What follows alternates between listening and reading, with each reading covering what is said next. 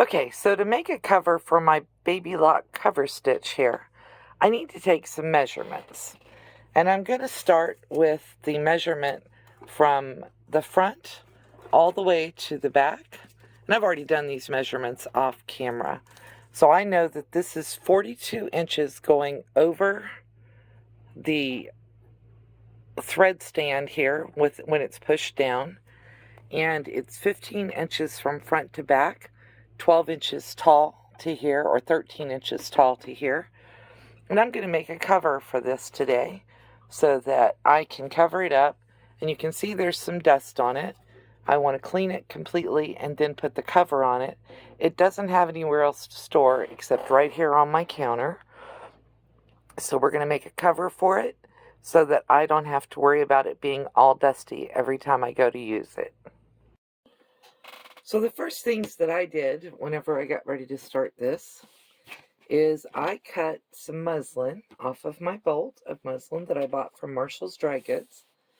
And I'm going to make a 13-inch wide piece here because I need 15 inches tall. And I'm going from selvage to selvage. So let's go. 5 and 13 is 18. So we're going to cut 18. I'm going to give myself a 1/2 inch, a little bit of extra for sewing seam allowance.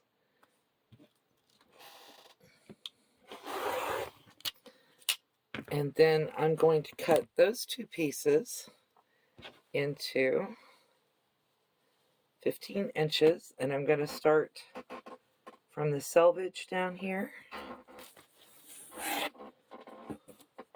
I'm going to cut off the selvage because I don't really want that in my cover. Could do it, but I don't really want that.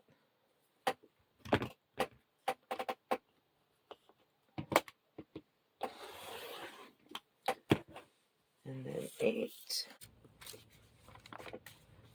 Now that I have my pieces worked, I'm going to lay right sides together, and at that mark I'm going to start pinning.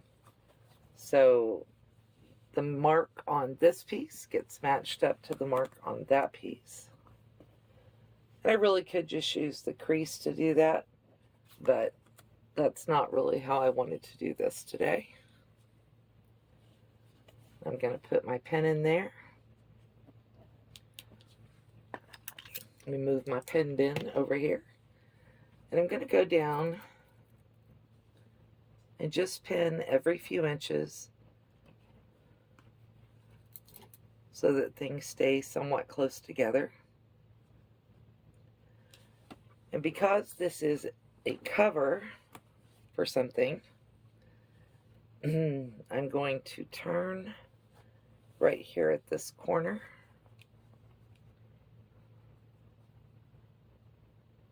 And pin. I'm probably going to round that corner off whenever I go over to the serger. But what I did was I made a little pleat there at the corner so it would turn the corner. And then I'm going to come down this side and just put everything together. Now I have already done some decoration work on the front of this. I do have a video up about how I did that, how to do freezer paper applique. So you can check that out if you're interested in how that happened. And I knew that I had a little extra fabric on this long piece because I just cut it side to side on my muslin and got the width that I wanted.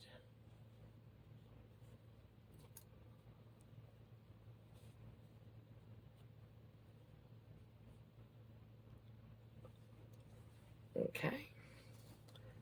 And then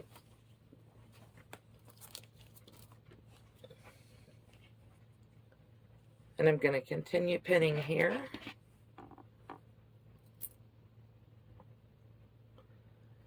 And I'm putting the pins to the outside because I want to be able to easily remove those pins when I serge this seam.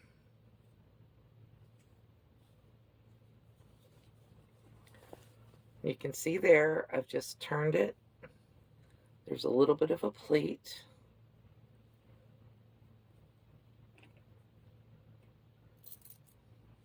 And I'm going to pin it.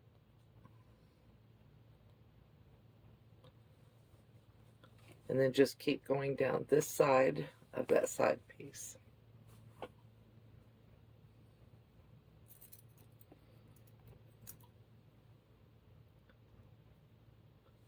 Keep wanting to turn the wrong way because I'm used to pinning for a regular sewing machine instead of pinning to make sure that I don't miss the pins whenever I'm serging.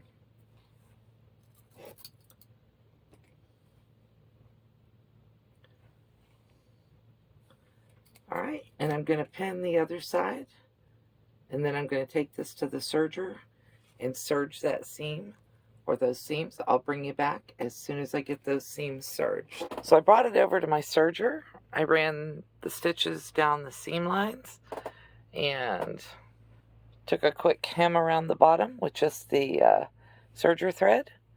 And I now have a cute little cover for my cover stitch so that I can keep it dust free once I clean it up. I'll do that in just a few minutes. And it is ready to serve its purpose in my sewing room, which is keeping my serger clean. Thank you for watching.